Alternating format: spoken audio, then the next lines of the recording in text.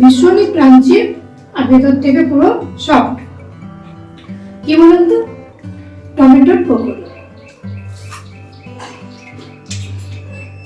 যদি রেসিপি ভালো লাগে তাহলে প্লিজ একটা লাইক দিতে ভুলবেন না।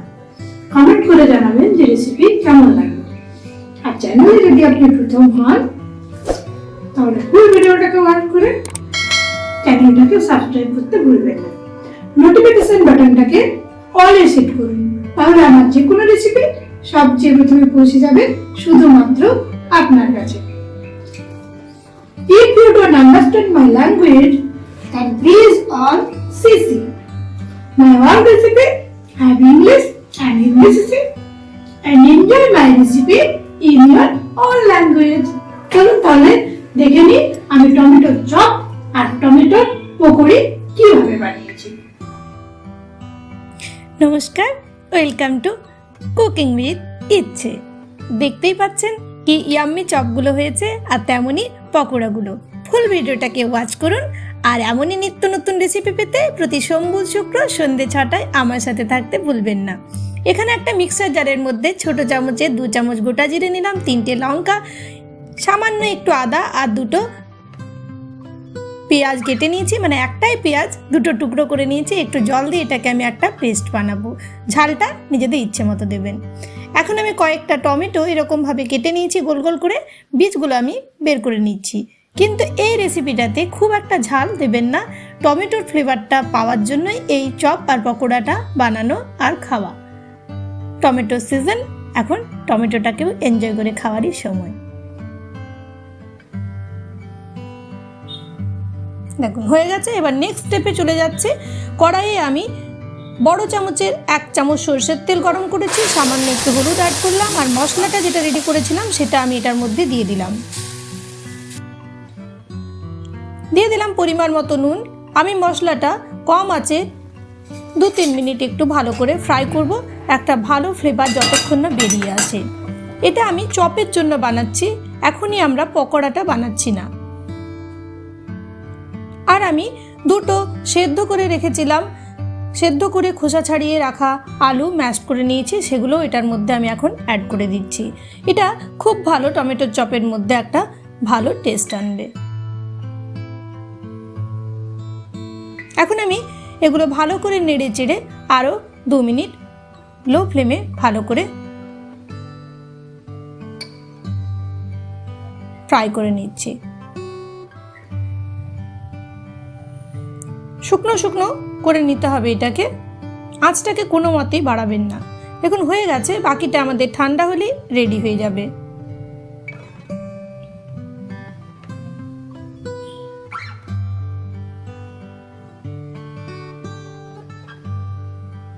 এইবার আমি একটা চালুনির মধ্যে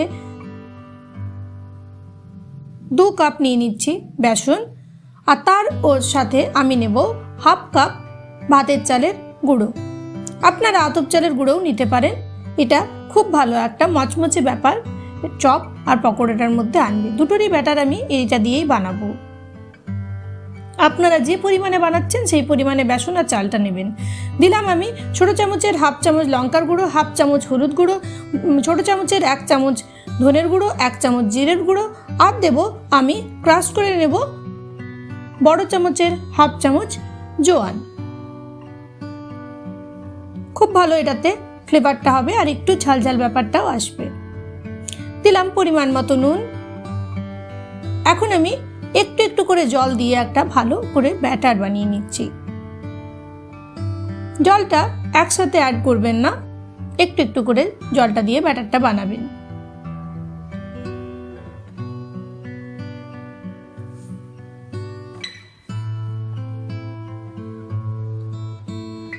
আরও একটু জল আমি অ্যাড করলাম। এইভাবে ব্যাটারটা আমি বানাবো।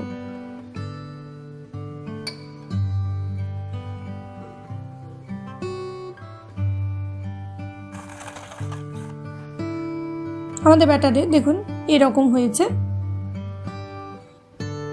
আরও একটু জল দিয়ে আমি জাস্ট এটাকে ঠিকঠাক করে নিচ্ছি।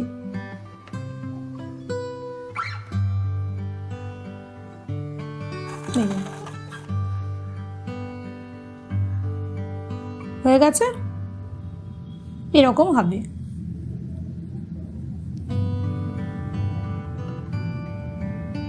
এখন আমি 1 চিমটে এটার মধ্যে দিয়ে দিলাম খাবার সোডা বা বেকিং সোডা। ভালো করে এটাকে আমি মিশিয়ে নেব। আর এটাকে অ্যাক্টিভ করার জন্য আমি সামান্য পরিমাণ একটু এটাতে জল অ্যাড করব, জাস্ট বড় চামচে 2 চামচ। ভালো করে মিশিয়ে এটাকে আমি এখন 10 মিনিটের জন্য ঢেকে রাখবো।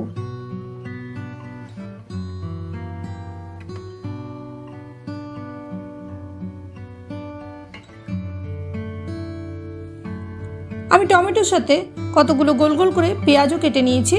এখন আমি টমেটোগুলো এরকম মোটা মোটা কাটবেন, আর পেঁয়াজটাও। এবার আমি আলু দিয়ে এই দুটোকে ভালো করে একটু মুড়ে নিচ্ছি।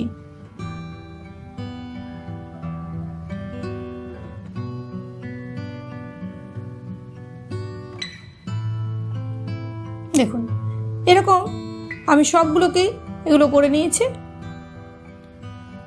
এবার আমি এটার মধ্যে ভালো করে এটাকে বেসনে দুপাশ থেকে কোট করে নেব সব কটা চপের ফিলিংকে। তারপর আর কি কড়াইয়ে ভালো করে তেল গরম করে আর আমি এখন চপ ছেড়ে দিচ্ছি একটা একটা করে। তেলটা যেন খুব ভালো মতো গরম হয়। তারপর মিডিয়াম ফ্লেমে একটা পিঠ হয়ে গেলে উল্টে দিলাম। ওই পিঠটা ভালো করে আমি ফ্রাই করে নেব।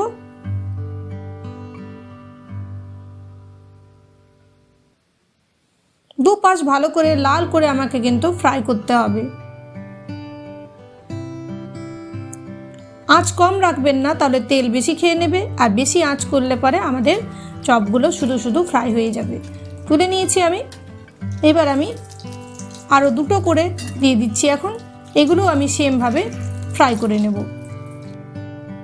বেশি তেলটা গরম করে নিলে বা হাই ফ্লেমে বানালে আমাদের কিন্তু পুড়ে যাবে, চপটা পারফেক্টভাবে তৈরি হবে না। ব্যাস, আমাদের চপ সব কটা রেডি হয়ে গেছে। এখন আমি অন্য যে রেসিপিটা পকোড়া বানানোর জন্য টমেটো আর পেঁয়াজ লম্বা লম্বা করে কেটে নিয়েছি, এটা আমি বেসনের ব্যাটারটার মধ্যে দিয়ে দিলাম। ভালো করে মিশিয়ে নেব আমি হাত দিয়ে। এইবার ওই তেলের মধ্যে আমি একটু একটু করে দিতে থাকবো। আঁচটা আমাদের এখনো মিডিয়াম রয়েছে। যদি খুব গরম হয়ে যায় তেলটা, তাহলে একটু লো করে নিতে পারেন মাঝে মধ্যে। বেশি দিতে যাবেন না, একটু একটু করে দেবেন। তেল যেমন রয়েছে কড়াইয়ে সেই পরিমাণ বুঝে দেবেন। একটা পিঠ হয়ে গেলে আমি এখন উল্টে নিচ্ছি। আমি এগুলো 2-3 মিনিট ফ্রাই করেছি। ভালো করে ফ্রাই করবেন যেন লাল এরকম কালারটা আসে। তুলে নিচ্ছি আমি, হয়ে গেছিল। এইবার আর কি চা বা কফির সাথে গরম গরম সার্ভ করুন। কেমন লাগলো কমেন্টে জানাতে অবশ্যই ভুলবেন না। ধন্যবাদ রেসিপিটি দেখার জন্য।